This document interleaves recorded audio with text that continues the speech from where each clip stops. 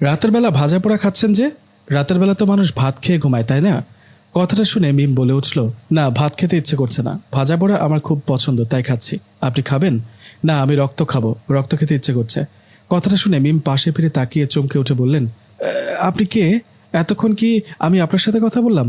হায় হায়, এই রাতের বেলা আমার রুমে আসলো কিভাবে? দরজা তো দেয়া ছিল। ভালোই ভালোই বলেন বলছি, আপনি চোর নাকি?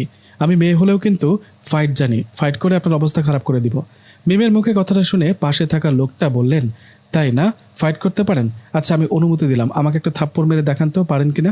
কথাটা শুনে লোকটার গালে ঠাস করে একটা থাপ্পড় বসিয়ে দিলেন। থাপ্পড়টা লাগার পর মিম বলল, এটা কি হলো? আমার হাত তো আপনার গালে আটকে গেল, আর ছাড়াতে পারছি না কেন? আমার হাত আপনার গালে আটকে গেল কি করে? কে আপনি?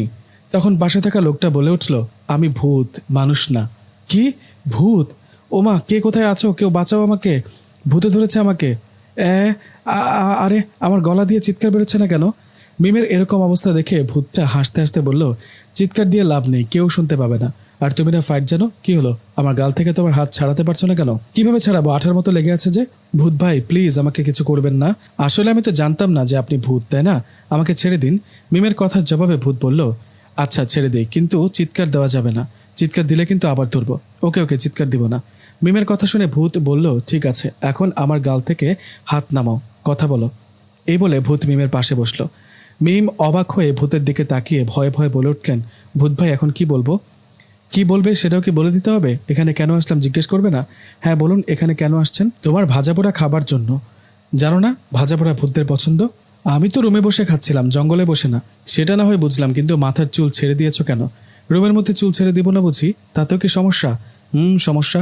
তোমার এই ভাজাপোড়ার গন্ধ পেয়ে আমি তোমার রুমে চলে আসছি, এসে দেখি আবার চুল ছেড়ে দেওয়া। এসব বড় কথা না, বড় কথা হলো তোমাকে আমার ভালো লেগে গেছে, পছন্দ হয়েছে তোমাকে। কি? আমাকে পছন্দ করেন? হ্যাঁ করি, শুধু পছন্দ না, তোমাকে বিয়ে করব।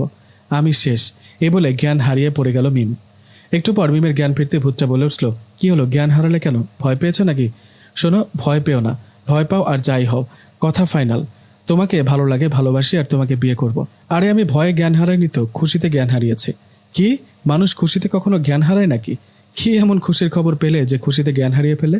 আপনি জানেন না আমার কতদিনের স্বপ্ন ছিল একটা ভূতের সাথে প্রেম করব, ভূতের গার্লফ্রেন্ড হব। ঢিঙ্কা চিকা, আমার এই স্বপ্ন বুঝি পূরণ হতে চলেছে। ইস, কত স্বপ্ন ছিল ভূতের পিঠে চড়ে আকাশে উড়ে বেড়াবো। চলেন না ভূত মশাই, আমি আপনার পিঠে চড়ে বসি আর আপনি উড়ে বেড়ান আকাশে। মিমের মুখে কথাটা শুনে ভূত নিজেই অবাক হয়ে বলল, কি মেয়ে তুমি!